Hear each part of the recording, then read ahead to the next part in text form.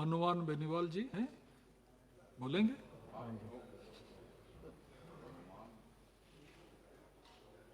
3 minute है आपके पास। 3 minutes, please. सभापति महोदय 3 minutes. Yes. कौन? Your time starts now. सभापति महोदय, आज सदन के अंदर narcotic drugs and psychotropic substance संशोधन विधेयक 2021 पे चर्चा हो रही है। मेरे से पूर्व पक्ष और विपक्ष से विद्वान वक्ताओं ने अपनी बात रखी। सभापति महोदय, दुर्भाग्य इस बात का है कि आज नशे की प्रवृत्ति नौजवानों के अंदर, विद्यार्थियों के अंदर इस कदर पनप रही है कि सबसे ज़्यादा अपराध नशा करने के बाद, चाहे वो 16 साल की उम्र का लड़का हो, चाहे 15 साल की उम्र का हो, 17 साल की। कल मेरे जिले में ये घटना हुई, एक 17 साल के लड़के ने अपने 12 साल के कोई पबजी गेम होता उसको खेलने के लिए उसमें पैसे हार गया तो उसका अपहरण करके उसको मार दिया।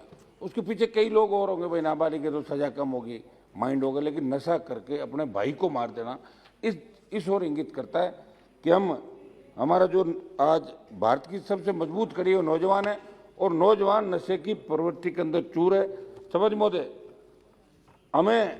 मैं तो अध्यक्ष जी से ये आग्रह करना चाहूँगा कि जिस तरह जलवायु परिवर्तन पे आपने 3 दिन डिबेट रखी, इसी तरह नशे की प्रवृत्ति से छुटकारा कैसे मिले, ये एनडीपीएस एक्ट बनाए, इनकी धाराओं में संशोधन कैसे हो, कैसे किसानों का जो अफीम के पट्टे जिनको मिलते हैं कैसे किसानों को भला हो और कैसे नौजवानों को एक सही दिशा के अंदर नशा मुक्ति के अंदर किस तरह खोले जाए, इस मामले में विस्तृत चर्चा इस सदन के माध्यम से होनी चाहिए ताकि पूरा देश देखे कि केंद्र की सरकार और लोकसभा अध्यक्ष जी जो चिंतित थे पर्यावरण को लेके, हम सब कॉलेज विश्वविद्यालय की राजनीति चाहते हैं। सदन के अंदर भी बहुत से ऐसे माननीय सांसद हैं जो कॉलेज विश्वविद्यालय की राजनीति से विधानसभा और लोकसभा तक का सफर तय किया और दुर्भाग्य इस बात का सभापति महोदय कि किसान के बेटे जिस तरह नशे की प्रवृत्ति में दम तोड़ते नजर आ रहे हैं, हम सबको दुख होता है। सभापति महोदय, एक मैं उदाहरण दूंगा आपको कि किसान यदि किसी एनडीपीएस के मामले में झूठा पकड़ा जाता है तो उसकी सुनवाई बहुत मुश्किल होती है और मुझे ताज्जुब हुआ, एक ऑनलाइन पत्रिका में पढ़ रहा था, बॉलीवुड के अभिनेता शाहरुख के बेटे को ड्रग्स केस में पकड़ लिया। कितना हल्ला हुआ देश भर के अंदर कि साहब इस एक्ट में बदलाव कर दो, छोटा सा अगर कम मात्रा में पकड़ा जाए तो उसमें 10 वर्ष का कारावास नहीं होना चाहिए, आजीवन कारावास नहीं होना चाहिए, लेकिन गरीब अगर पकड़ा जाता है उसकी सुनवाई और पैरोकारी देश के अंदर नहीं हो रही है।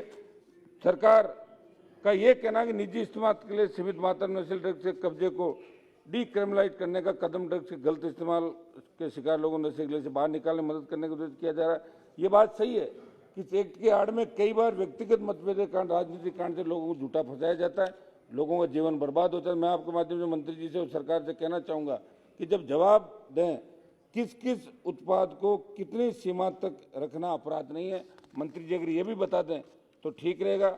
मंत्री जी आज हाँ जी का एक मिनट साहब, आज एमडी पहले चलती थी चर्च, इसमें गांजा, अफीम, डोडा पोस्ट, लेकिन एमडी का एक नया नशा आया। सभापति महोदय, आज गांव, ढाणी और गरीब तबके के अंदर भी एमडी का नशा इस कदर हावी हो गया कि वो जब तक 18 साल का 20 साल का नौजवान एमडी ले नहीं ले उसे चला नहीं जाता।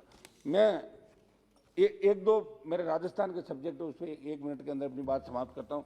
सभापति महोदय, राजस्थान के मेवाड़ क्षेत्र में उदयपुर, चित्तौड़ सहित अन्य जिले में भीलवाड़ा के अफीम उत्पादक किसानों की प्रमुख मांगों समस्या की तरफ भी मैं आपका ध्यान आकर्षित करता हूं कि मार्फिन के नियम को हटाया जाए क्योंकि एक विदेशी अधिनियम है और इस नियम के हटने से किसानों को बराबर आरी में पट्टे मिलेंगे। सभापति महोदय, अफीम उत्पादक किसानों ने सीपीएस पद्धति को लागू नहीं रखने की मांग की है। किसानों को अनुसार पद्धति से हजारों किसानों के साथ धोखा होने की संभावना, क्योंकि इससे बड़े किसान जिनके पास जमीन अधिक है केवल उन्हें ही बुआई का ठेका दे दीजिए। मेरी मंत्री जी से मांग है कि किसानों की शंका पर सरकार का स्पष्ट रूप जवाब देते सदन रखें। वर्ष 1998 से लेकर अभी तक के वर्षों में प्राकृतिक प्रकोप, अनावृष्टि, अतिवृष्टि, आंधी तूफान, फसल में रोग लगने, सिंचाई तो बिजली समय में नहीं मिलना आदि सभी कारणों के चलते बीच बीच में कई वर्षों के रुके हुए पट्टे या कटे हुए पट्टे सरकार हर हाल में जारी करें। किसानों को अफीम के पट्टे कटने में किसान का कोई दोष नहीं। इस बस साहब लास्ट एक समाप्त करता हूँ। इस तरह के मामले उदयपुर जिले की बल्लभनगर विधानसभा के अंदर सामने आए थे, वहां के पट्टे भी आप बहाल करें।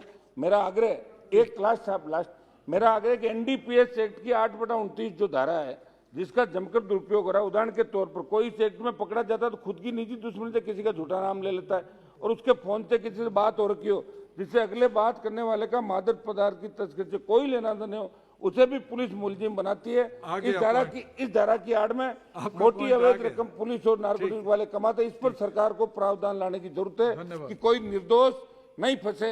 ये मैं आग्रह करना चाहता हूं। इस पे एक बार 193 में चर्चा होनी चाहिए ताकि देश के नौजवानों को एक नया रास्ता इस बिल के आप माध्यम से नोटिस मिले। लीजिए, धन्यवाद। खुद नोटिस दीजिए।